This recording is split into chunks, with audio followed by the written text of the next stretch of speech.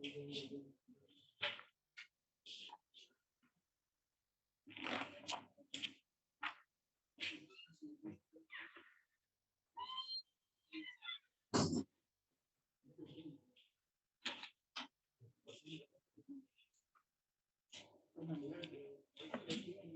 después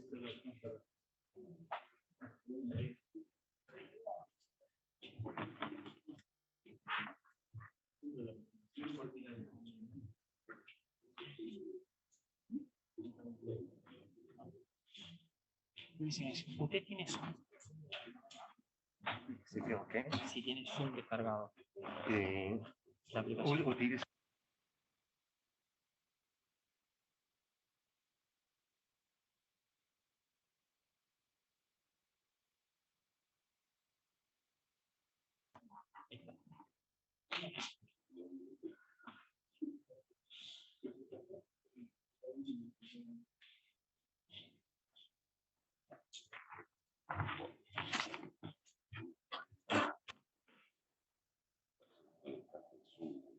Okay.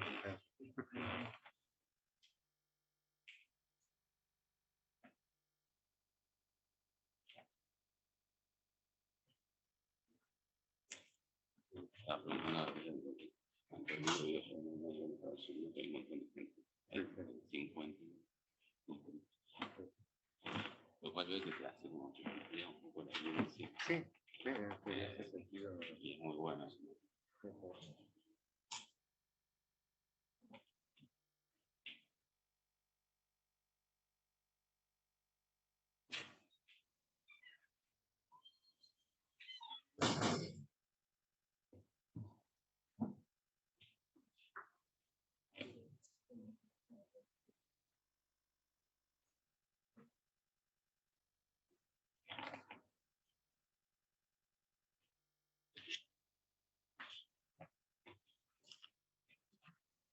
¿Lo ves?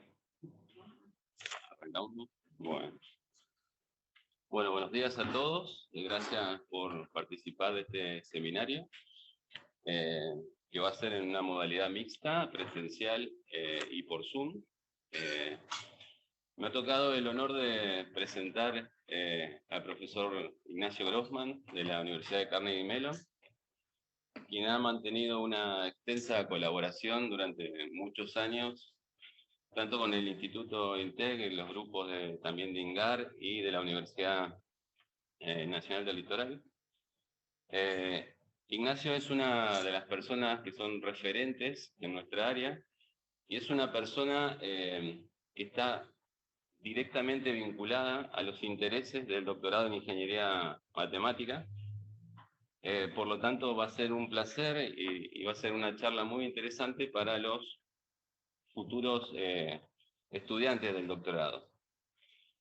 Para resumir un poco la trayectoria de Ignacio, y que no me alcanzaría el tiempo para detallar todos sus antecedentes, decir que es profesor de la Universidad de Carnegie Mellon, que ha graduado 64 estudiantes de doctorado en toda su carrera y 21 estudiantes de maestría, que ha publicado más de 700 trabajos científicos, que tiene una estadística de citas de más de 62.000 citas a sus trabajos científicos, un índice H de 130, tiene un récord anual de 4.000 citas por año a sus trabajos, lo cual realmente representa números muy difíciles de alcanzar. Y ha recibido también, como para mencionar, 8 doctorados honoris causa de distintas universidades, y hemos tenido el placer también de otorgarle dentro de la Universidad Nacional del Litoral el doctorado honoris causa.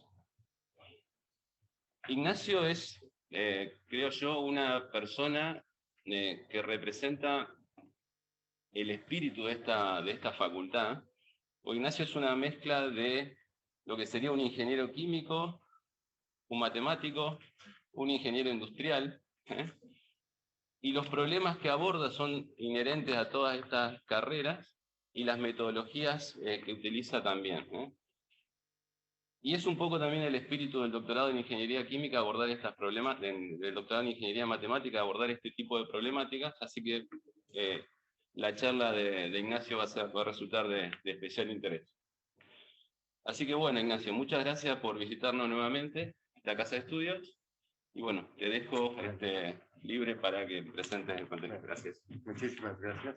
¿Me puedo escuchar entonces? Okay. Bueno, primero que nada, es obviamente un gran placer estar otra vez aquí, después sobre todo de esos 2 años que han sido pues muy difíciles con eso de la pandemia, pero otra vez la primera oportunidad que tuve de regresar aquí, bueno, voy a venir a visitarlos y también tengo que señalar que una de las cosas importantes es que hemos seguido aumentando de cierta forma las colaboraciones que he tenido yo el placer de tener con los varios grupos aquí en la Universidad Nacional del Litoral, del INTEC, del INGAR. Entonces, pues una vez más, es un gran placer el estar aquí.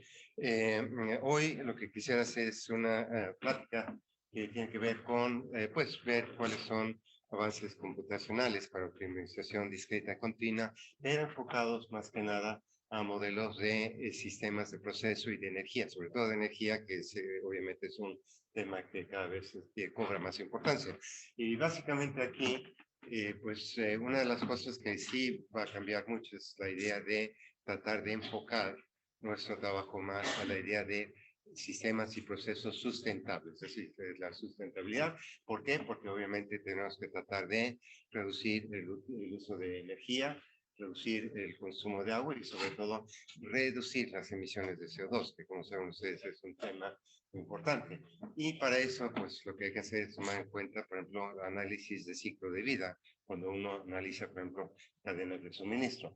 Entonces, básicamente, el objetivo aquí en el trabajo, y tengo que decir, pues, recientemente ha sido más que nada enfocar el desarrollo de enfoques de optimización para, una vez más, la sustentabilidad de tanto a nivel de síntesis como a nivel de planeación.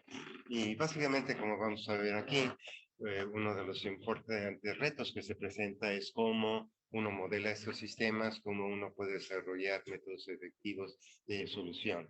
Entonces, esa es básicamente pues, la idea de esta presentación. Ahora, brevemente, creo que es importante ver, ya que hablamos de consumo de energía, es ver cómo supuestamente en los próximos 30 años va a haber un 40% de aumento a nivel mundial de consumo de energía. Obviamente es una cantidad enorme, entonces la pregunta es de dónde va a venir, cómo se va a generar esa energía de una forma sustentable.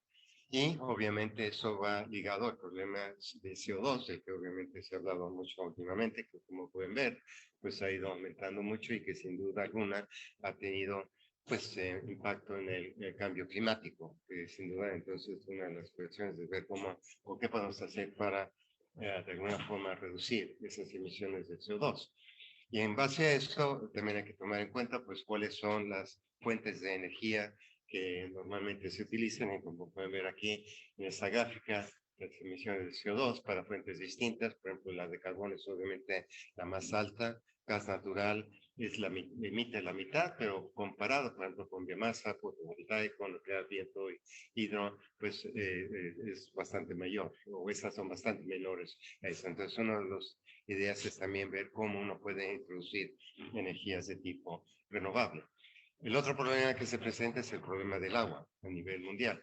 En esta figura lo que se presenta, aquellas regiones del mundo que tiene color anaranjado, ya son lugares donde se ha llegado a puntos donde hay escasez de agua, es decir, no se puede surtir a la población del agua que existe. Pueden ver en esta parte aquí en Estados Unidos, el sudeste, parte de México, toda la parte del norte de África, la parte aquí de China. Probablemente para ustedes aquí en Argentina todavía están del lado donde no hay todavía escasez de agua, pero hay partes del mundo todavía eso se ha vuelto un problema muy importante.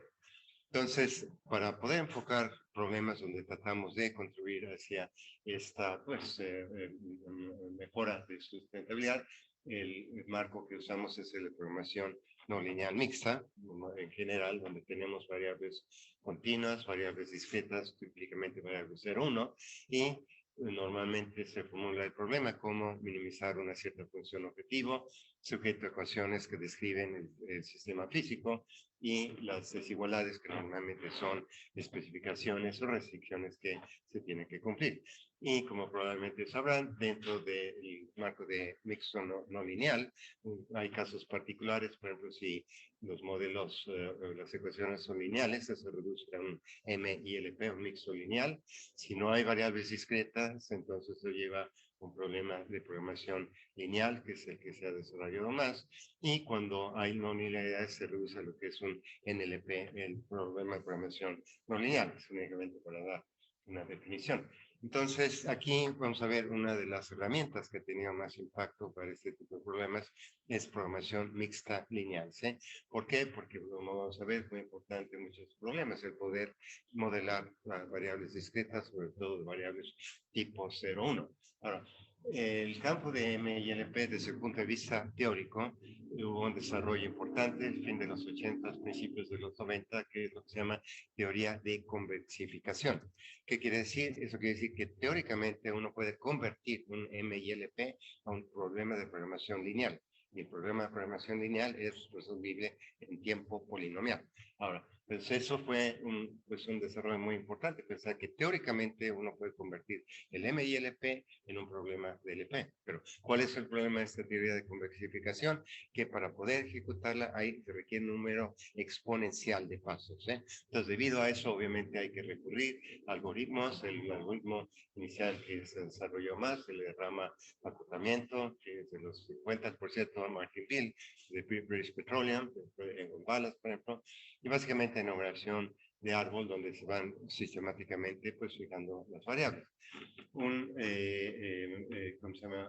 Enfoque alternativo, es el de planos portantes, que se estudió de hecho con Gomery, y que curiosamente cuando salió esta teoría de convexificación se volvió en cierta forma a redescubrir que esos planos portantes se podían derivar de la teoría de convexificación.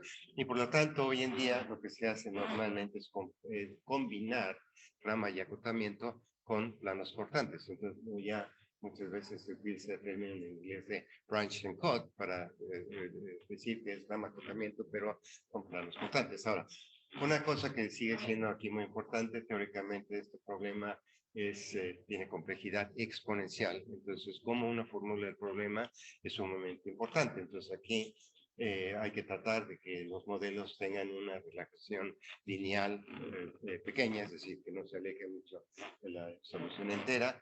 Y entonces hay una parte pues, que es importante aquí de formulación, que es que tiene un impacto grande.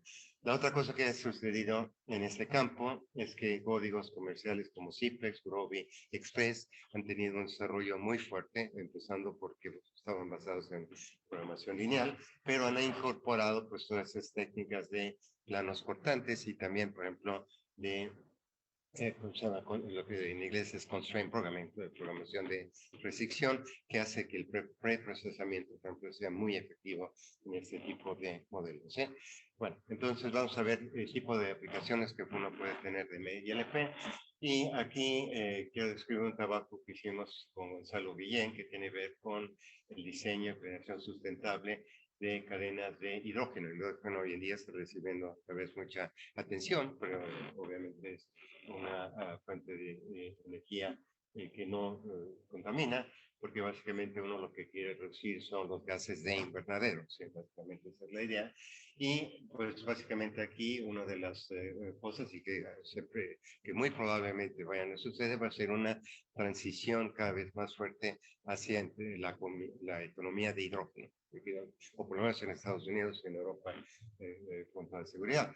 Entonces el objetivo aquí ha sido ver cómo podemos desarrollar modelos que ayuden a diseñar ese tipo de infraestructura que cubran toda la cadena de suministro de una forma total, que incluya también explícitamente cuestiones de tipo ambiental, el impacto ambiental y pues desarrollar también métodos eficientes de solución. Entonces, este trabajo de hecho estuvo basado en un estudio de caso de Neil y Shah en el Imperial College, donde ellos primero hicieron un análisis en el contexto de Inglaterra de este problema y nosotros lo expandimos sobre todo para incluir la parte, por decir así, sustentable, la parte ambiental. Entonces, el problema que se presenta aquí es el siguiente en concreto. Aquí tienen las islas británicas, o sea, lo que sería básicamente Inglaterra, dividido en varias zonas distintas. Y lo que se considera aquí son 3 métodos principales de producción de hidrógeno. El más convencional, que es el formado de vapor, formado de metano con vapor, gasificación de carbono y gasificación de biomasa. Fueron las 3 tecnologías que se tomaron. Y para transportar el hidrógeno se considera hacerlo en forma líquida, ya sea en camiones o en trenes, o hacerlo también en forma comprimida, no tenerlo que licuar también en camiones o en trenes. Y el almacenamiento también con 2 alternativas principales, hacerlo como hidrógeno líquido o como gas comprimido. Entonces aquí la idea era tomar un cierto horizonte de tiempo en el cual se especifica una demanda, información de costos y ver cuáles son las tecnologías que se van a ir implementando para poder distribuir los hidrógenos, ¿sí? Y básicamente tomar en cuenta una vez más las emisiones posibles. Entonces aquí en este caso se trata de encontrar cuál sería la configuración óptima de la cadena de suministro con 2 objetivos: minimizar costo en la parte económico y minimizar el impacto ambiental por otro lado. O sea que en realidad 2 objetivos. Entonces, aquí en este caso, la forma general del modelo, aquí se presenta lo que sería la parte que constituye, pues, lo que sería, por ejemplo, la selección de tecnologías distintas, con las que mencionamos, los 3 métodos para crear hidrógeno.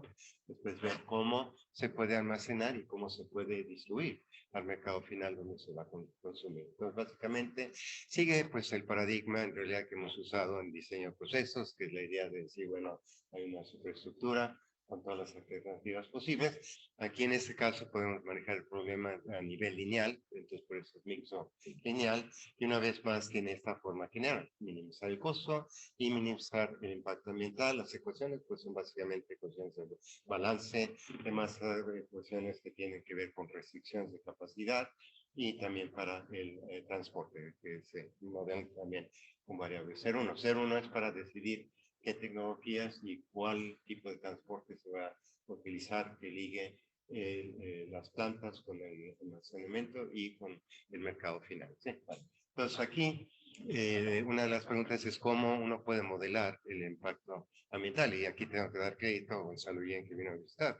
Yo no había manejado el tema, pero una de las formas que se utiliza bastante es lo que se llama aquí el ecoindicador. Es básicamente una base de datos que se ha coleccionado para medir con mezclas y químicos distintos cuál sería el impacto ambiental. Pues básicamente es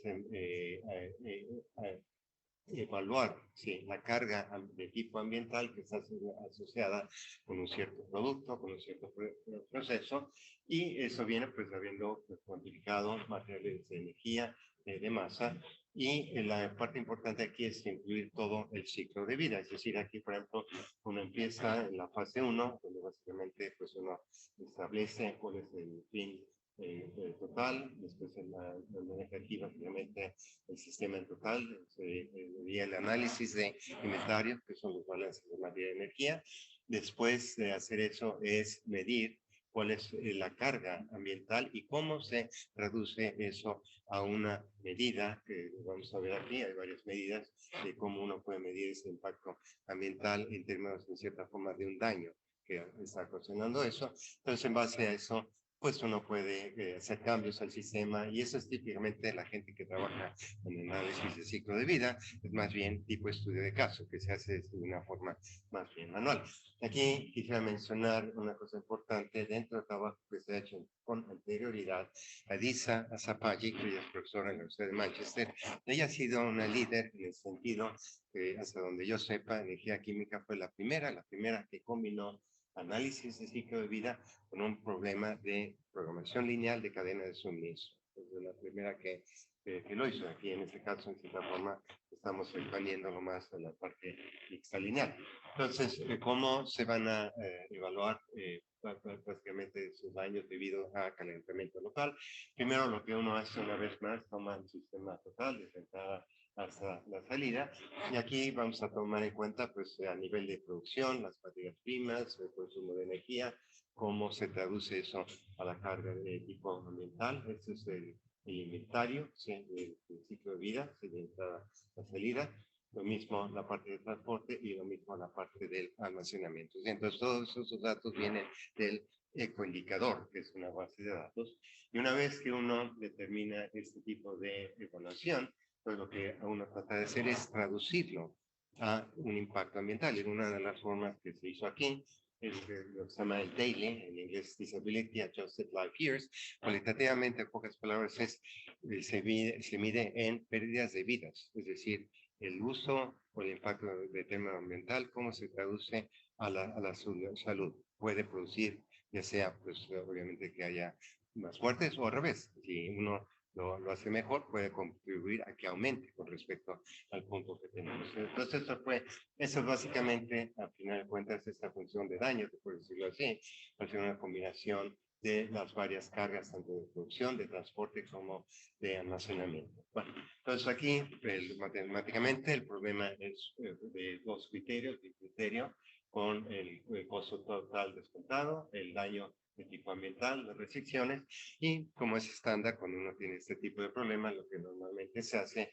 es reformular y entonces una función objetiva, en este caso la de ambiental, la especificamos como una restricción menor o igual a epsilon, que se llama epsilon constraint en inglés, y minimizamos esa función objetivo y uno va variando este parámetro epsilon. Al hacer eso se genera esta curva, que es la curva Pareto, que es básicamente la curva de compromisos. Entonces, como pueden ver aquí, por ejemplo, si queremos tener un impacto ambiental, si ajustamos el epsilon muy pequeño, el costo va a ser mayor. A medida que hacemos más grande el valor de epsilon, hay mayor impacto ambiental, entonces se puede reducir el costo. Entonces, aquí sí tiene uno por lo menos una herramienta para evaluar cuáles son los compromisos entre esos dos objetivos. Entonces, esto se aplicó en el programa que les presenté de Inglaterra. Aquí se está graficando el daily, ¿sí? Que es el impacto ambiental contra el costo.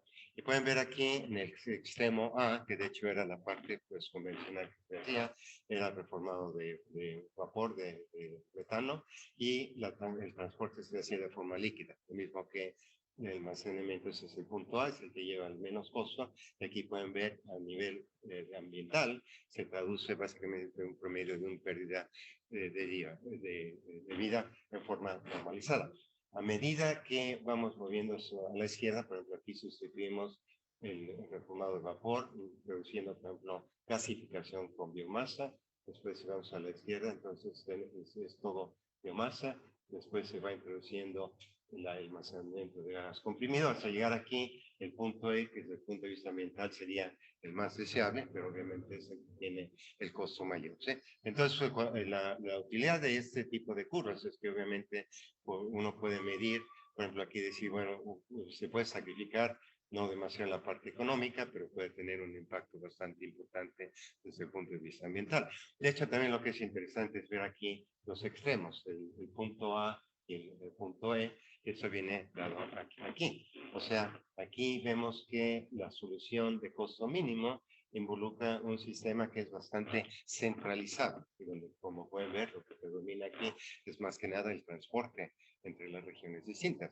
Por otro lado, cuando se minimiza lo más el impacto de tipo ambiental, eso lleva a cadenas de suministro que son mucho más descentralizadas, donde, por ejemplo, se reduce el transporte. ¿Sí? Entonces, una vez más, es una aplicación de programación lineal mixta que, pues, como pueden ver, tiene un interés importante. Relacionados con ese trabajo, quería mencionar brevemente una colaboración que hemos tenido en España con la Universidad de Cantabria, la profesora Inmaculada Ortiz y sus alumnos. Y la idea era básicamente ver el contexto también de hidrógeno, pero desde el punto de vista de lo que llaman economía circular, que básicamente es, en cierta forma, circular. Aquí este diagrama muestra pues todas las entradas que hay de hidrógeno, y que uno de los retos aquí es ver cómo uno puede, de las corrientes de desperdicio que contienen hidrógeno, recuperarlas y recircularlas. Era básicamente la idea principal aquí. Y la idea era más que nada para celdas de potencia, o sea, el mercado de celdas de potencia que requiere hidrógeno, que se utilice como de plantas donde va a haber sistemas o procesos de recuperación del hidrógeno. O sea, pues básicamente aquí El fin era más que nada ver un estudio de factibilidad de tipo económico, ¿sí? Con el objeto una vez más de seguir toda la cadena desde que empieza la materia prima hasta el uso final, pero tomando en cuenta que uno quisiera pues alimentar estas celdas de potencia, ¿sí? Entonces aquí lo que se hizo, no voy a dar el detalle del modelo, pero básicamente sigue un poco el paradigma que vimos con anterioridad. De entrada pues tenemos información de las materias primas, en dónde están localizadas, una predicción de consumo de hidrógeno, de métodos de transporte, tecnologías de producción, sigue como el otro anterior. El modelo es aquí también básicamente mixto lineal, que aquí en este caso se hizo con Groby, vía, por ejemplo, Jump, que es uno de los sistemas de modelado más recientes, y básicamente eso va a dar lugar a información de cómo hacer inversiones para recuperar algunos de este hidrógeno. Aquí, una vez más, no voy a entrar en detalles de un modelo, es muy parecido a la aplicación anterior, pero aquí lo que se puede ver es que se obtiene, por ejemplo, hay dos escenarios aquí, digamos el uno donde hay una demanda más bien baja de hidrógeno, en donde se está indicando en qué lugares, sobre todo en el norte de España, se instalan tecnologías distintas. Por ejemplo, la W1 sería el reformado de vapor, pero con una captura de carbono con absorption. La dos es directamente liqueficación y la tercera sería utilizar membranas. ¿Sí? Entonces, una vez más es parecido a la otra aplicación, pero aquí con el objetivo importante de hacer esta recuperación. Por cierto, me he dado cuenta que sí me ha colgado las pilas de la cosa esta, pero bueno, si no, no sé si...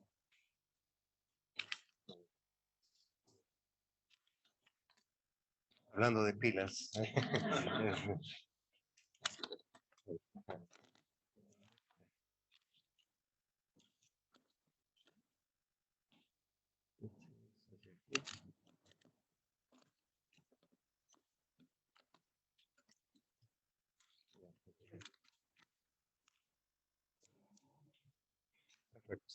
Gracias.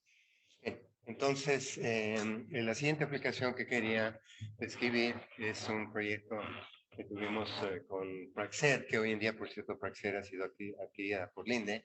Ustedes seguro lo conocen, con José Pinto surgió este proyecto, y era en el contexto de plantas de separación de aire. Básicamente ahí, una cosa interesante de estas plantas es que la materia prima, el aire, es gratis, todavía no hay que pagar por esa materia prima, pero donde obviamente va el dinero es más que nada en hacer la separación del gas, oxígeno, nitrógeno. Hoy en día, sobre todo con lo del COVID, por ejemplo, del oxígeno, pues ha habido un mercado muy creciente, y en esas plantas también se produce en forma líquida oxígeno, nitrógeno. Entonces, básicamente, esta sería la forma general de una planta de separación de aire. Aquí en este caso, la parte interesante era tomar en cuenta almacenamiento de tipo criogénico. La idea era la siguiente, es decir, bueno, parte del líquido que estamos obteniendo aquí, el oxígeno, el nitrógeno, se puede poner en almacenamiento y utilizarlo según uno requiera para generar electricidad. Se vaporiza y eso se puede o usar internamente, en la demanda interna de potencia, o se puede vender al mercado de electricidad, o uno lo puede vender como el mercado de reserva. El mercado de reserva es una de las tendencias importantes. Sé que creo que aquí en Argentina todavía no hay mucho el tema este de mercados de electricidad. En Estados Unidos y en Europa ha crecido muchísimo. Básicamente, la idea es que uno tiene en una semana variaciones de precio según las horas. La idea es dar incentivo a los consumidores para utilizar electricidad bajando el precio, y cuando uno tiene limitaciones, subir el precio para que los consumidores lo reduzcan. Entonces, básicamente, pero aquí era aquí en el contexto del mercado de reserva, y uno de los puntos importantes aquí es la incertidumbre que se presenta. Entonces, básicamente aquí la cuestión es el mercado de reserva. Lo que pasa es que la planta tiene que comprometerse en una semana por la planta de potencia eléctrica cuando le puede suministrar potencia, si es que lo requiere. Y lo interesante es que la planta de potencia eléctrica tiene que pagar, lo use o no. Y es un precio relativamente alto. Entonces, por eso ha habido pues bastante la motivación de ver hacia este tema, ¿sí? Entonces, es atractivo, por lo que les mencioné del precio alto. Y aquí, pues, casos extremos, puede ser uno garantiza, digamos, que esa es la capacidad de reserva. Por un lado, en el caso peor, uno tendría que entregar exactamente todo lo que uno se comprometió. Por el otro extremo, que uno no tiene que entregar nada. Y obviamente todas las combinaciones en menos. Entonces, para afrontar este problema, lo que hicimos primero fue analizar cómo uno programaría la producción de la planta. Aquí lo que estamos poniendo, ese es el consumo de potencia.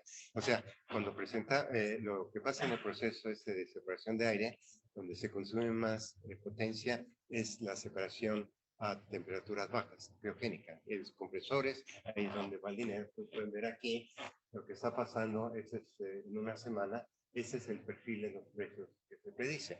Entonces, lo que se ha hecho aquí es simplemente decir, si nos olvidamos almacenamiento, todo eso, la forma óptima de operar la planta aquí es que, por ejemplo, cuando sube el precio, como pueden ver, bajamos la producción, cuando baja el precio, subimos la producción. Entonces, hay que, dentro de la capacidad de la planta, manipularla. Aquí, inclusive, hay el extremo donde uno para la planta por completo, porque uno tiene suficiente en inventario para satisfacer la demanda. Entonces, es el primer caso únicamente la planta de separación de aire.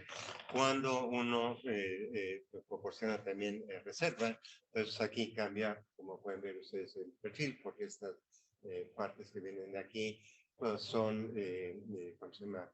Adicionales internamente que se están proporcionando. Es más que nada para ver el efecto de la reserva. Pues lo más interesante era ver desde el punto de vista cuando hay incertidumbre.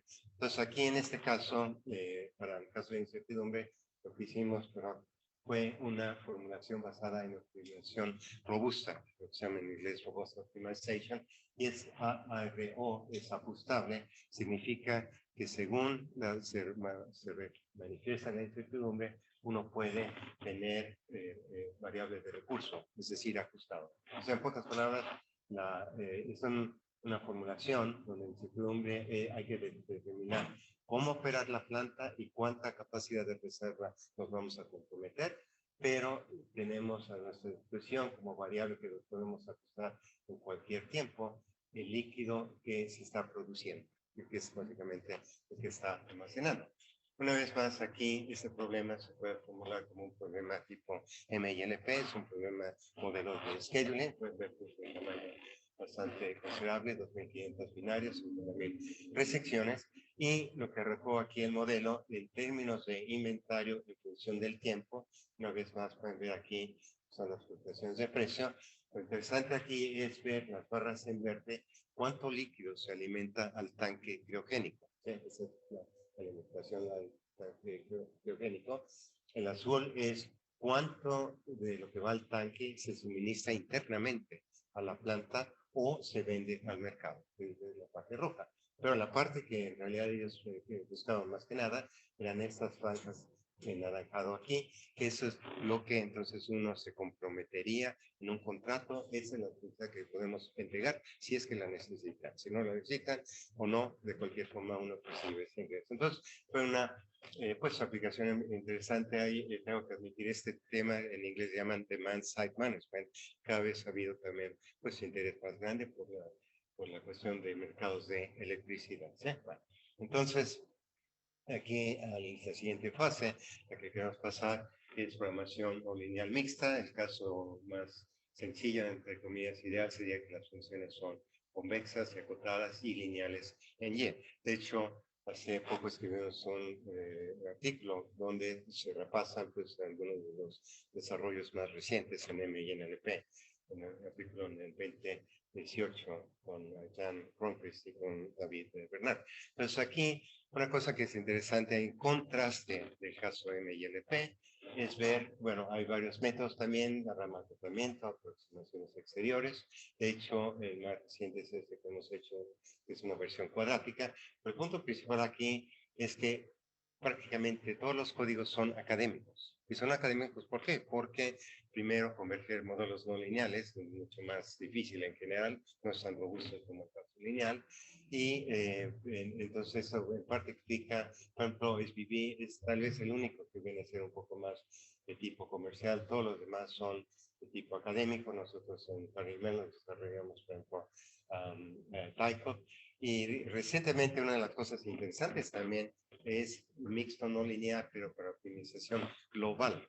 Y aquí el código que ha tenido mucho impacto y éxito es Baron. Baron es un código que puede resolver M y NLP, pero a globalidad. La única cosa, obviamente, el costo computacional puede ser pues, bastante importante, pero cada vez va mejorando más.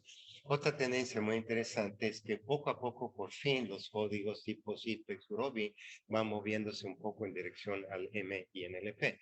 Y un ejemplo muy bueno son los mixos cuadráticos. Funciones cuadráticas en la función objetivo y en cuadráticos en la restricción.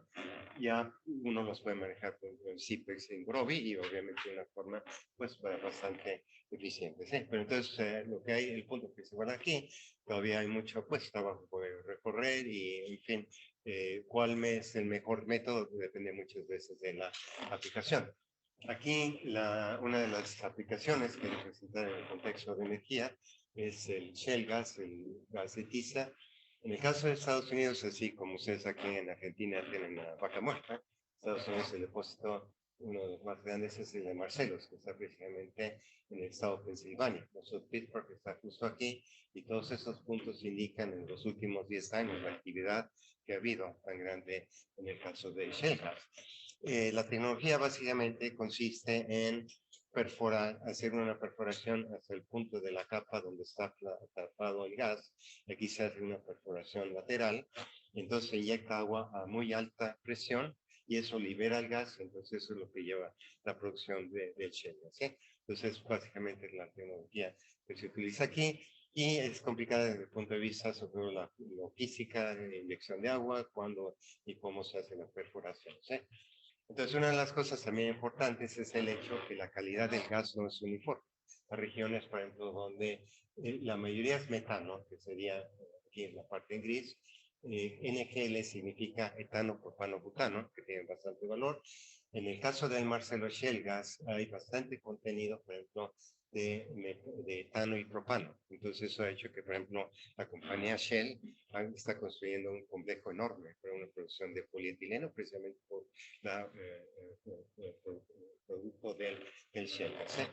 El otro reto muy importante que hay aquí en ese problema es que la curva de productividad es muy pronunciada. Es decir, por ejemplo, cuando uno empieza la producción, empieza aquí alto, pero decrece rápidamente, al punto que básicamente en el primer año uno ya está abajo del 65-85%. Y eso hace que la logística de cómo perforar, cuándo perforar y en fin, todo eso sea bastante compleja. ¿Sí? Entonces aquí el trabajo que vamos a tomar en general es el siguiente. Tenemos una zona como la que vemos nosotros aquí. Por cierto,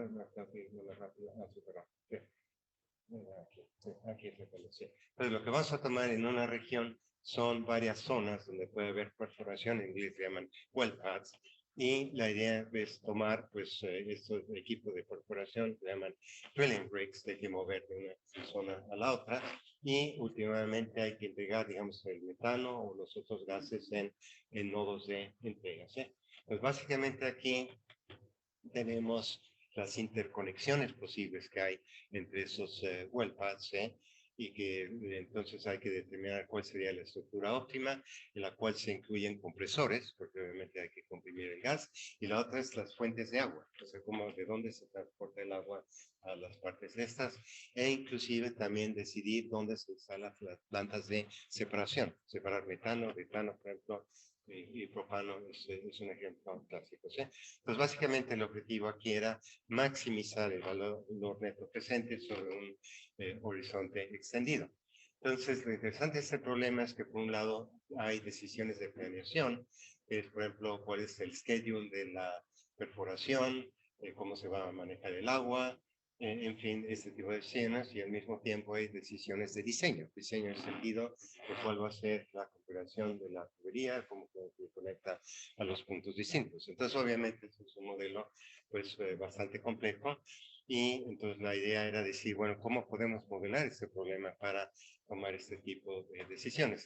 Aquí tengo que decir que este modelo, creo que lo tengo en la otra slide, quería subirme, obviamente ha sido colaboración que hemos tenido con Diego Cafaro, que junto con Marcos Rubén, un estudiante de doctorado, desarrollamos este modelo. Y básicamente el modelo, en palabras, es bastante amplio. Toma en cuenta las ganancias del gas natural, las ventas, los gastos, hay que pagar también y restricciones que tienen que ver de cuándo se hace la perforación, seguir los perfiles de producción, los balances, la ecuación de compresión y sobre todo la parte de manejo de agua, porque el agua se consume una cantidad muy alta en un tiempo pequeño, digamos, en el término de un mes, millones de metros cúbicos, casi una función tipo delta C. Entonces, ese es un problema de tipo multiperiodo M y NLP. Y aquí en este caso pueden ver que el problema que consideramos tiene un horizonte de tiempo de 10 años, tiene una planta de procesamiento aquí que la tenemos y hay una sola fuente de agua aquí en ese problema, pero tomando en cuenta que hay variación en la calidad del gas de shale. ¿Sí? Bueno, entonces aquí en este caso el problema, como pueden ver, involucra 25.000 variables 0,1, 1.000 son de tipo bilineal, ¿sí? Y aquí en este caso se desarrolló un método ad hoc para resolver ese problema, explotando el hecho de que las bilinearidades se podían eliminar con balances totales que acotaban la solución, entonces se iteraba entre la cota y la parte no lineal. La solución que se obtuvo aquí, desde el punto de vista de estructura del Python, la podemos ver aquí, indicando cuáles son los diámetros que hay que utilizar, que son obviamente tamaños de tipo discreto, y con la potencia del compresor y la capacidad de la planta para hacer la separación. Aquí el valor neto presente fue de 214 millones de dólares, y lo que es interesante aquí es no solo lo que hemos, bueno, si me voy aquí atrás, no solo la infraestructura, sino cómo operar esa infraestructura. Eso viene dado aquí, donde podemos ver en cada una de los pads de las zonas que hemos hablado, cuando uno empieza a hacer la perforación, cuando se termina y cuando se va a producción. Y una cosa que fue muy interesante aquí fue el hecho de ver que en algunos casos, como digamos el número 9, empezamos perforación, vamos a producción y regresamos en un cierto tiempo y se perforan otros pozos en esa misma zona. Y eso lleva a lo que se llaman el return to pad operations, es decir, que uno perfora, digamos, en una zona, va a producción, va a otros lugares y regresa ahí mismo. ¿Sí? Pero lo interesante es que ese tipo de enfoque en la práctica normalmente no se ha utilizado, entonces vamos a ver un momento la implicación. Pero antes de eso, otro punto interesante es ver cómo se balancea la productividad con la capacidad. Entonces, pueden ver que inicialmente hay una actividad más fuerte de las perforaciones, pero hacerlo de tal forma que uno llegue aquí al punto límite y aquí se siguen perforando, pero no en forma tan frecuente. Entonces el scheduling aquí es bastante importante y fuerte. ¿Sí? Entonces aquí en este caso pueden ver fue lo que sucedió en el modelo. Marcos Rubén con la compañía EQT que trabajamos tomaron un caso histórico que habían implementado. En ese caso resulta que el valor del proyecto era de 81 millones de dólares, pero en ese proyecto no se permitía volver a la misma zona para hacer la operación. Entonces, cuando se corrió el modelo permitiendo esa opción, se encontró que uno podía aumentar el valor de presente de 81 a 214 millones, una cosa enorme. ¿Y por qué? Es el balance de la productividad con respecto a la capacidad. ¿Sí? Entonces, fue pues, un caso interesante en ese sentido, porque demostró el valor, obviamente, de tener un modelo de optimización de este tipo. La otra cosa que es interesante, creo que mencionar del shale gas es lo siguiente, y es algo que desafortunadamente yo creo que no se ha hablado mucho, es el hecho que uno de los impactos más importantes del shale gas ha sido el reducir las emisiones de CO2. ¿Por qué? Simple y sencillamente porque el gas natural, al ser más competitivo, ha aumentado esa proporción para producir, por ejemplo, electricidad, mientras que el uso de carbón ha decrecido. Y eso ha hecho que, de hecho, Estados Unidos, sin ¿cómo se llama? Cuestión de gobierno política que lo impusiera, el mismo mercado lo ha llevado a reducir un 15% en los últimos 10 años. Y de hecho, tengo que decir esto, y si lo ve uno todavía un poco más, ya se está acercando al 20% reducción de emisiones de CO2, que entonces es una parte interesante, por lo menos como parte intermedia, ¿sí? Entonces aquí el siguiente tema es la optimización global, en donde uno de los retos es que uno puede tener funciones objetivo con óptimos locales o regiones factibles que sean desconectadas como tenemos aquí. La forma que normalmente uno maneja ese problema es tratar de construir relajaciones, es decir, una función que subestime con el objeto de obtener una cota inferior. Y lo mismo para la región factible se sobreestima y eso me lleva a esta cota inferior.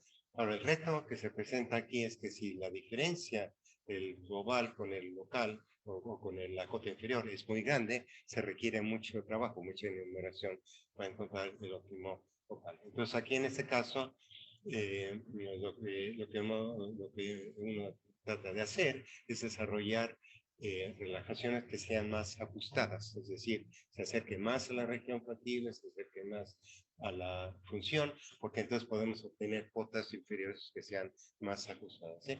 Pues aquí es básicamente uno de los retos principales que se presenta en este tema y pues eso permite llegar a soluciones más eficientes, ¿sí?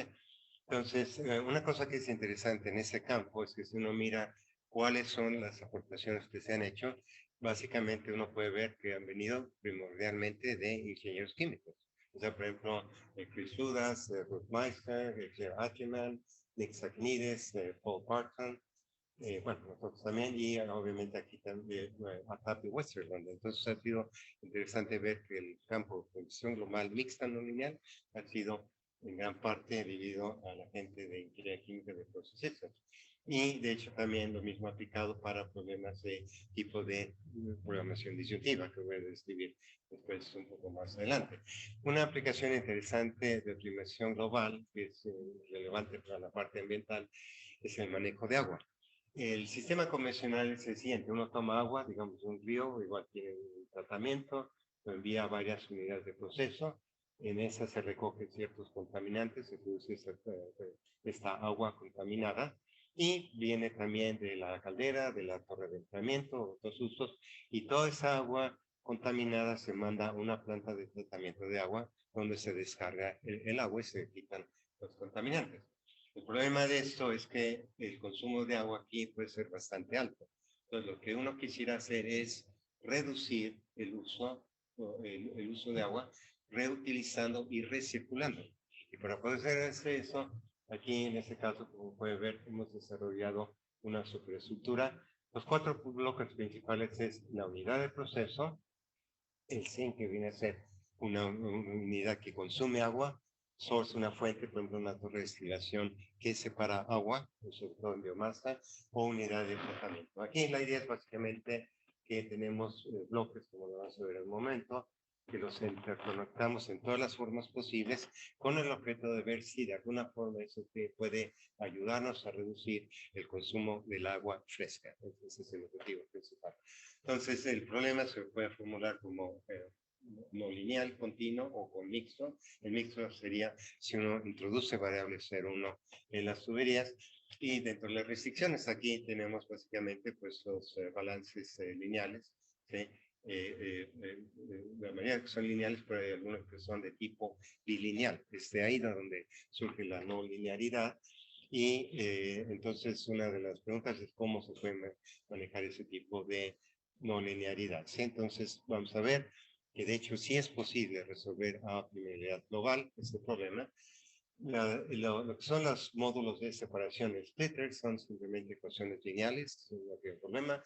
Se pueden relacionar con valores 0, 1, forzando el flujo a 0 si es igual a 0, si no existe esa sería la parte sencilla.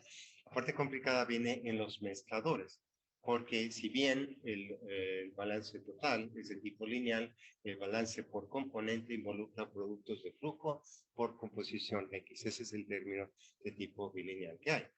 Las unidades de proceso aquí simplemente las manejamos también en forma lineal, suponiendo, porque son partes por millón, la contaminante, entonces son datos que se proporcionan, se supone básicamente que la entrada es la misma que la salida, una vez más es de tipo lineal.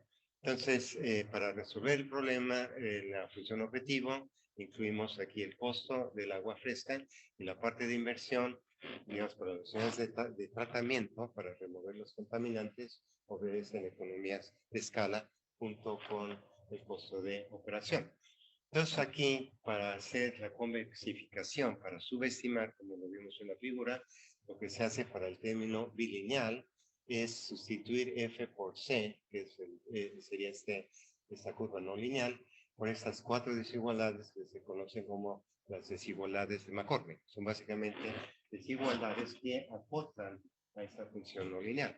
Y lo que hace al mismo tiempo es que entonces relajan, ¿sí?, el espacio factible, porque hay más puntos que lo satisfacen.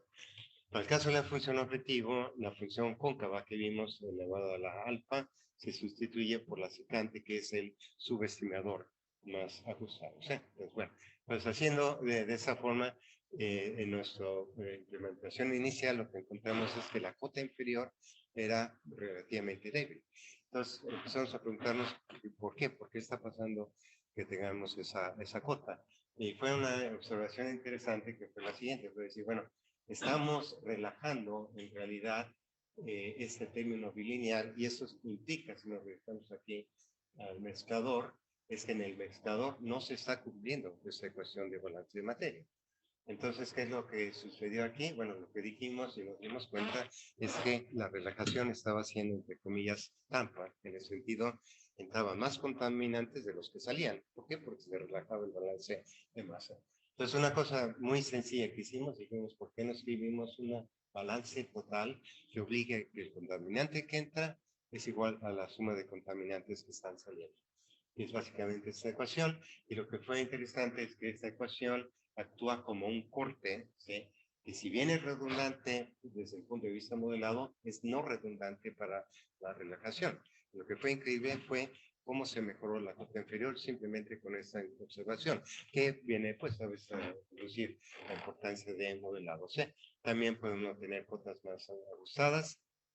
Aquí en este caso, el problema era una limitación, 5 unidades de proceso, 3 de tratamiento, poder remover 3 contaminantes distintos, unos son de tipo biológico, otros son de tipo separación físico. Esta es la superestructura, o sea, entre el agua son las 5 unidades de proceso, tenemos las 3 unidades de tratamiento, y una vez más hay que extraer de aquí la solución óptima. Pueden ver que es un problema demasiado grande, con Baron, con esa restricción adicional de balance total, llegó algo así como 3 minutos de solución. La solución que se obtuvo es esta, ¿no?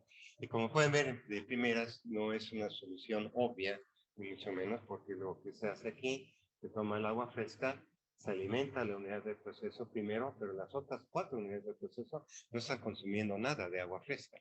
Están utilizando todo recirculación, reuso que viene de otras unidades, ¿sí? Se especifican tolerancias de concentración que permiten hacer eso, pero en lugar de describir con más detalle la configuración, lo que fue más significativo aquí fue el hecho de que esa solución logró reducir de 300 toneladas por hora el consumo de agua, si no se hace nada de reuso, a 40 toneladas de agua. Entonces, obviamente, pues eso implica un impacto bastante importante y, por tanto, pues la importancia de abordar este tipo de problemas. ¿Sí? Bueno, entonces, con esto quiero pasar al área siguiente, que es programación generalizada disyuntiva. Es un área que hemos colaborado mucho también con Aldo Becchetti. Y básicamente la idea aquí es una representación más de tipo simbólica del problema, en donde uno, por ejemplo, introduce variables booleanas en lugar de tener variables 0, 1. Después, función objetivo, restricciones comunes. Pero la parte lógica se maneja, por un lado, con proposiciones de tipo lógico, por ejemplo, Y1, Y2 implica Y3, que es un ejemplo de una proposición, y la otra parte son disyunciones. La disyunción está basada en un operador de O, es un O inclusivo, y este es un argumento. Esta variable booleana sirve como variable de indicador. Si es cierto, se aplica la restricción. Si eso es falso, podemos ignorar. En inglés sería como un if then else, que obviamente uno no lo puede modelar en forma continua. Entonces eso hace que uno tenga pues una representación bastante más general. Nosotros hemos encontrado en nuestro grupo que es muy útil utilizar este marco de modelado porque de ahí se pueden derivar, por ejemplo, modelos algebraicos específicos en lugar de empezar desde el principio, ver cómo se escriben esas restricciones. ¿Sí? Y también, obviamente, aquí el reto que existe es qué sucede si esas funciones, por ejemplo, son no convexas y hay que resolverlo a globalidad. ¿Sí? Entonces, aquí en este caso tengo que decir, y quería mencionar aquí algo de Ketty fue el primero que desarrolló ese código LOCMIP, donde se implementaba soluciones para GDP. El desarrollo más reciente que hemos tenido en Carnegie Mellon, Xi Chen, desarrolló Payomo.gdp, Payomo está basado en Python, y básicamente aquí la idea es que uno puede formular problemas en forma disyuntiva, pero tener muchas opciones de cómo abordarlo. Uno lo puede reformular como MINLP. Si lo hace así, hay la opción de usar lo que se llama definiciones de tipo de Gauge, caja convexa o planos flotantes, o si no, hacerlo directamente como GDP, y dentro de eso está lo que se llama Logic Based Error Approximation, una versión local y una versión de branch and bound. O sea, ofrece toda una serie de herramientas distintas para resolver el problema de GDP.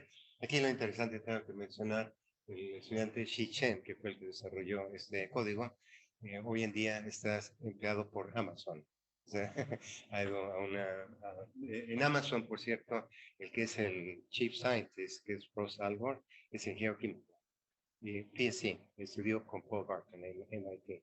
Trabajó en Bayer Air Products y el otro fue Amazon. Y es interesante ver que hay un grupo en Amazon ve la importancia del área de cadenas de suministro, ¿no? Porque también ustedes han manejado mucho aquí, sobre todo con Carlos Méndez, ¿no? Pero bueno, ahora, aquí primero quería mencionar esta aplicación que tiene que ver con intensificación de procesos, que es otra tendencia. Aquí la idea es que, digamos, si yo tengo 4 componentes que quiero separar, lo convencional es utilizar 3 columnas de destilación, una alternativa es separar el más volátil, después B y después el más pesado, que es el C. Aquí lo que se exploró es decir, podemos integrar todo en una sola columna de destilación. Y esto es lo que se llama la columna CAIBE, que tiene una división aquí, y aquí vamos a ver con más detalle. La idea es básicamente que uno entra en la alimentación, está el producto más volátil y más pesado, y los dos intermedios se extraen, ¿sí? De uno de los platos de la columna, como pueden ver aquí. Y básicamente la idea era también, en el espíritu de superestructura, si quieren ustedes, de determinar cuál sería, básicamente, cuántos platos hay que poner en cada sección, en dónde se pone la alimentación, en dónde se extraen los productos laterales y pues las cargas de energía. Y obviamente, la otra cosa importante de este modelo es que es un modelo riguroso. Las ecuaciones B son de equilibrio, de suma, de entalpías, entonces es un problema en ese sentido altamente no lineal. Esto simplemente da en el programa que ha desarrollado mi estudiante, uno puede representar en forma gráfica y eso también ayuda a escribir el modelo adecuado, digamos, para este problema. En este caso, el tamaño del problema tenía como 5.000 restricciones, 100 disyunciones, 180 discretas. Pero lo que es interesante es que hay 42.000 millones de posibles configuraciones. Si uno cuenta cuántos platos en cada, porque hay de cada lado, por adelante y por atrás, dónde se pone la alimentación, dónde se extrae. Entonces, desde el punto de vista combinatorio, obviamente, si se hiciera enumeración exhaustiva, pues sería muy, muy caro. Entonces, ese problema se resolvió en más de 10 minutos con el Logic Based Error Approximation y básicamente arrojó esa solución que tenía 46 platos y aquí lo que indican estos perfiles es en la parte izquierda de la columna y el perfil del lado derecho de la columna. Pero es el lado izquierdo y es el lado derecho de la columna, los perfiles de líquido de composición que se presentan en la columna. Entonces, más que nada la idea de presentar esta aplicación es ver intensificación de procesos, que es un área pues que también está cobrando cada vez más interés, que tiene implicaciones para la parte ambiental, pues ha sido también una buena área de aplicación. Y por último, la última aplicación que quería presentar tiene que ver con el diseño de redes de plantas distribuidas y centralizadas, el trabajo de Cristiana, que ella, por cierto, Cristiana Lara, bueno, está también trabajando en Amazon. No sé si eso pone una tendencia, pero bueno, básicamente aquí se trata de capturar el compromiso entre costo de inversión y costo de transporte. Porque, por ejemplo, si hay plantas distribuidas, uno se ahorra dinero de transporte, pero hay que pagar más inversión. Una planta centralizada se explota la economía de escala, pero uno se gasta más en transportes. Las aplicaciones son biomasa, por ejemplo, producción de etanol, shale gas también es un área donde se puede aplicar, y también en generación de potencia eléctrica, bueno, que es el tema que voy a hablar, por ejemplo, en el seminario mañana. Pues básicamente aquí, una vez más, la cuestión era ver cuál es el compromiso mejor entre plantas distribuidas y centralizadas o una mezcla de los dos. Pues aquí en este caso damos por dado que tenemos algunos nodos de suministro, en este caso digamos de etanol, como vamos a ver sería el material celulósico, y hay también mercados de consumo, ¿sí? Y básicamente si tomamos en cuenta plantas potenciales que pueden estar presentes en el sistema, ya sean distribuidas o centralizadas como las que están aquí. Lo interesante aquí que se hizo desde el punto de vista modelado es que la localización de las plantas se define por las coordenadas X y Y, es decir, Y es variable. En principio puede ser en cualquiera de estos puntos. Entonces aquí en este caso se interconectaron los nodos obviamente con la parte de transporte, se introdujeron variables booleanas para indicar si se seleccionaba o no la planta, con las coordenadas correspondientes según a dónde se iba a localizar la planta, y la otra parte también era determinar tanto la cantidad que se transportaba como la distancia, porque la distancia es variable porque X y Y son variables a determinar, pero las distancias no son dadas desde el principio. Entonces este modelo se puede escribir como un GDP, minimizamos el costo total, costo de inversión, costo de transporte, son esos términos que tenemos aquí. Después, la primera distinción aquí es si uno construye o no construye una planta, es simplemente de tipo lineal. Lo mismo también si se surte o no una cierta planta, que es la conexión del suministrador a la planta, o sea, no se hace la conexión. Y lo mismo que va de la planta al mercado, son esas ecuaciones. Y lo interesante de aquí es que aparecen estos términos de cantidad F por distancia D. Y ese es el término bilineal. Entonces, como un poco con el problema del agua, tenemos esa dificultad de manejar problemas bilineales. Ahora, la parte que también es interesante, esta es la restricción que me define la distancia simplemente en la norma euclidiana. Y aquí en este caso es algo que nosotros no sabíamos. Resulta que esta función, aunque en principio se ve ampliamente no lineal, es de hecho una función convexa. Es convexa la norma euclidiana. Entonces la dificultad no lineal es más nada por la parte bilineal. Después hay restricciones de tipo lógico. Si uno escoge una cierta planta, hay que interconectarla con ciertos mercados, etcétera. Límites de producción, balances de masa. En fin, las demás restricciones son más o menos de tipo sencillo. Aquí en este caso, la idea fue reformularlo como un MINLP. Lo que presenté antes era una de las alternativas, o MINLP, y utilizando la caja convexa. Pero obviamente el problema que había aquí es la parte bilineal, o sea, cómo se manejaba. Entonces, lo que hicimos aquí fue un algoritmo también específico, donde también aplicamos las desigualdades de McCormick, pero eran seccionales, para hacerlas más fuertes, y eso daba lugar entonces a un MILP, ¿sí? Porque también hacíamos la parte de las restricciones de distinción de distancia que eran convexas, simplemente linealización seccional. Entonces, al resolver ese problema se da una cuota inferior, que es una cuota rigurosa, y en base a eso se fijaban cuáles plantas se seleccionaban. En base a eso quedaba un MINLP reducido, porque todavía había variable 0,1 para las interconexiones, tanto de las plantas o los mercados, y eso daba una cuota superior. Y entonces obviamente se compara la cuota superior y la inferior, Si está dentro del límite, uno para, si no, entonces uno añade un nuevo corte y se va resolviendo sucesivamente de esa forma. ¿Sí? Pero una vez más, esto fue un algoritmo, vamos a decir, ad hoc, que también muchas veces es algo que uno requiere hacer. ¿Sí? Pues aquí en este caso, la aplicación fue producción de bioetanol, distancia de 300 por 300 millas. Hay 10 lugares de suministro del switchgrass, que es la materia prima que se utiliza aquí, y 10 mercados de etanol. Aquí la aplicación, que es la que por lo menos existe, pues también bastante en Estados Unidos, es hacer mezcla de gasolina con etanol, hasta un 10%, con el objeto también de reducir las emisiones. Entonces aquí en este caso se tomaron en cuenta 12 plantas potenciales, 10 de ellas eran distribuidas y 2 de ellas eran centralizadas. Entonces eso fue el marco del problema que se resolvió. Y aquí en este caso, cuando se resolvió el problema de GDP, arrojó esta solución.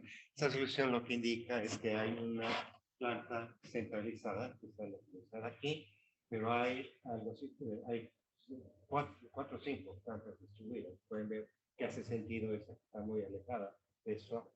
Está instalando una planta ahí, lo mismo con estas dos, y lo mismo con esta que está aquí. Y aquí se puede también analizar, decir, bueno, este es el costo que se obtiene en esta solución. Si únicamente permitimos centralizado, hay un aumento del costo, pero no es un aumento muy grande, pero hay un aumento mucho más fuerte sería si se hace todo distribuido. Eso es un ejemplo de cómo uno puede analizar pues soluciones alternativas a eso. Bueno, entonces con esto, bueno, ya he llevado un poco demasiado tiempo para concluir. Creo que pues lo que traté de presentar aquí es ver cómo programación mixta lineal, obviamente ha habido progreso muy grande y eso ha permitido que uno pueda resolver problemas bastante más grandes. De hecho, mañana en el seminario nos habla de problemas con millones de variables y restricciones de tipo MLP. También ha habido pues progreso en la parte no lineal, la parte obviamente disyuntiva, pero el punto principal aquí es darse cuenta que se requiere todavía muchas veces métodos especiales. Y vimos pues el rango de aplicaciones para ver que es bastante variado, y sobre todo lo que tal vez interesante es el campo tanto de energía como la parte ambiental, que yo creo que es la parte más significativa. Y también el otro punto importante aquí, lo que hemos descrito, como el ejemplo que vimos de Praxair, y hay otros de Shell Gas, que son modelos que están siendo utilizados por la industria, ¿sí? O sea, no son únicamente de interés académico. ¿Sí? Bueno, entonces con eso, muchas gracias por su atención y cualquier pregunta con mucho gusto. Gracias.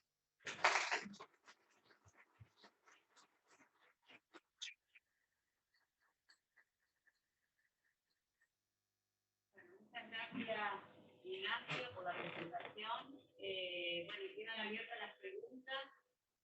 Vamos a empezar con las preguntas acá de la sala y bueno, yo voy a dirigir también una pregunta por el Zoom. Pero bueno, abro el espacio de preguntas. Una consulta muy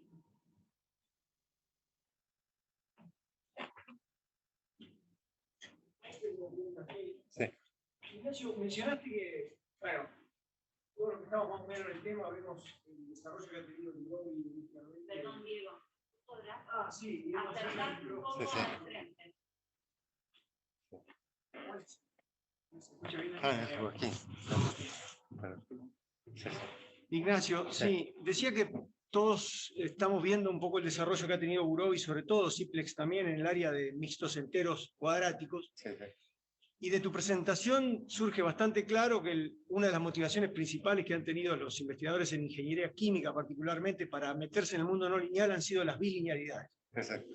Las bilinearidades son casos particulares de problemas restringidos cuadráticos, ¿no? Exacto.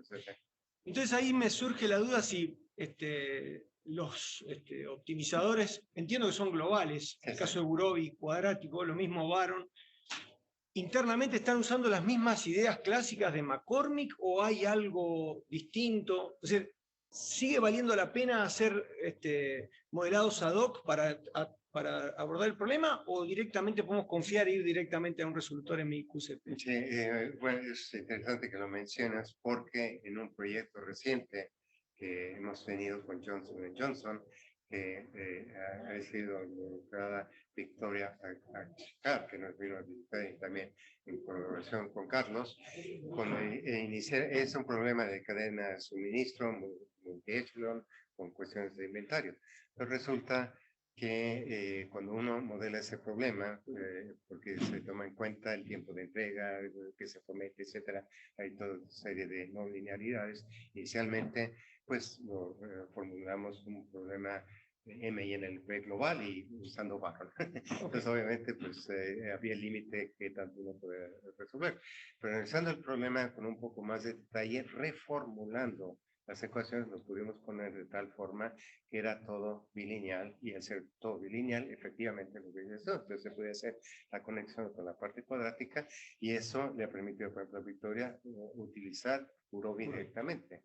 Pero, una vez más, pero no era nada de obvia esa reformulación, no era que desde el principio del problema decía aquí está la bilinealidad, había que reacomodarla. Carlos también obviamente está al tanto bastante de ese modelo. Entonces, yo diría, si uno tiene bilinearidades, en general, hoy en día, efectivamente, Gurobi puede ser una opción bastante buena, bastante interesante. Ahora, una parte, lo que es interesante de por adentro, yo he visto, porque una estudiante de Nick Sagnides ahora trabaja en Gurobi.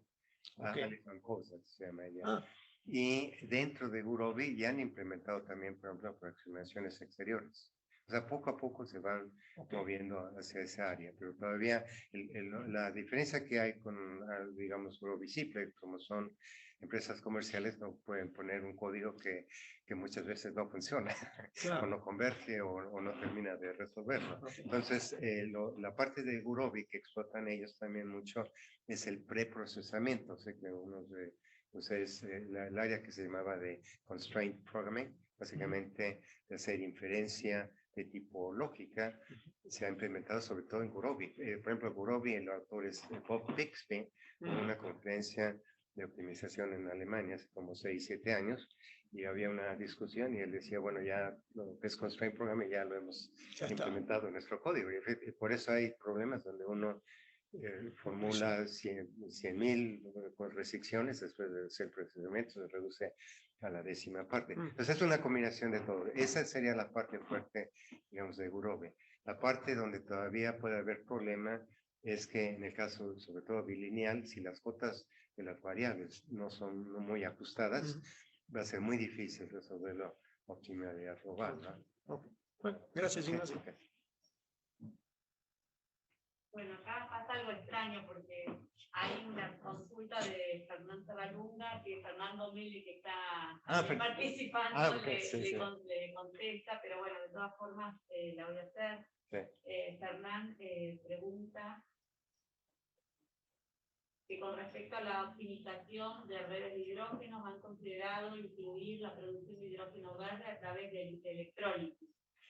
Y bueno, Fernando contestó, no sé si estaba involucrado en ese trabajo.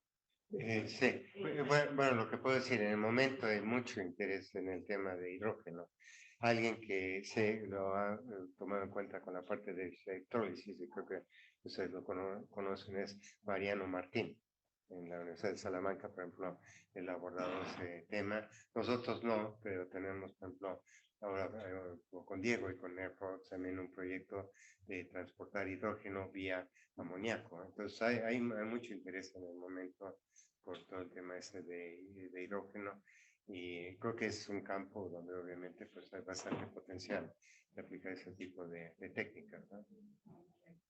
Y él pregunta qué implicancia podría tener el modelado de fuentes eólicas solares, como fluctuaciones, horarios. Ese es el seminario de mañana.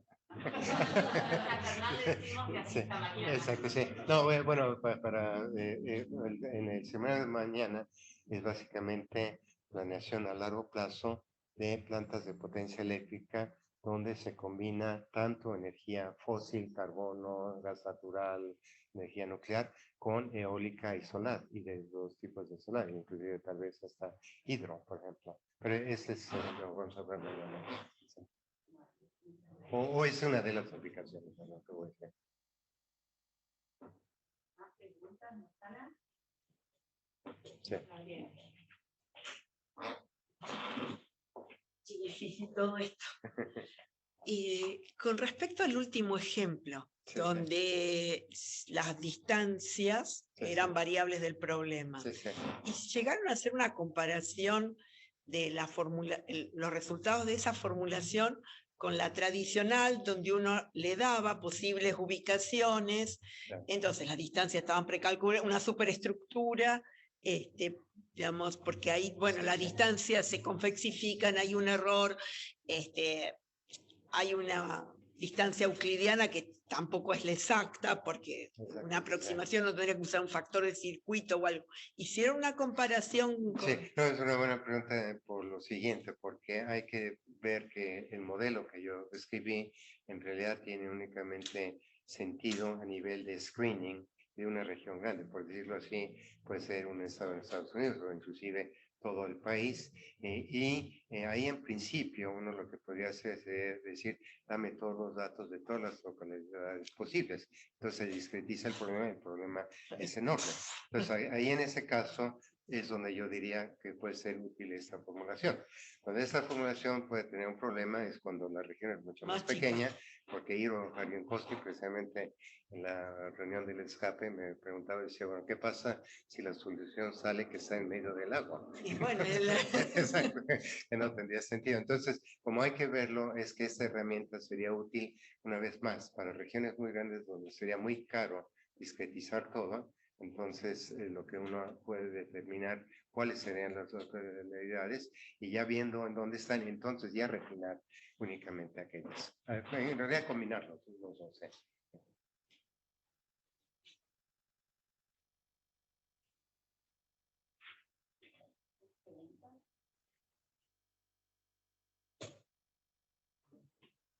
Bueno, Ya sé. si no hay más preguntas, le vamos a renovar el aplauso y el agradecimiento.